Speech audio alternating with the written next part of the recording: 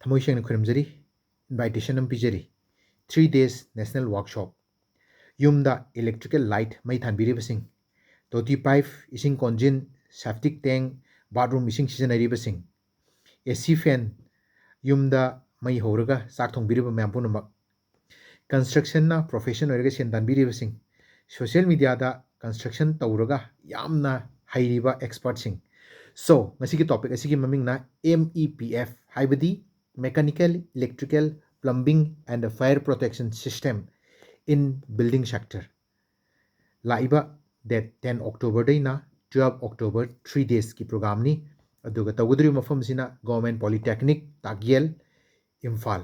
16 expert na 3 days asida tungan ba mari lene ba topic sing sida takani mi amagi training fee asina 590 rupees for all professions aduga 354 rupees for IEI organizer ki member sing gi oina aduga chhatra sing gi oina fee lawjaroi QR code thumbnail title da pijare aduga link description da hapsare yamna yawning ba thaw yaw singna contact number sida phone tobiu 87875 52295 ani suba number 94029 52585 ahum suba number na 80763 60235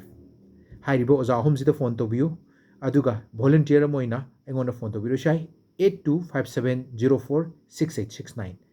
soidine yabiu construction gi yamna maru oiraba topic MEPF khangminasi manipur gisu ahan bani aduga certificate saklen aduga gyan losing knowledge ki mapu oibiu thank you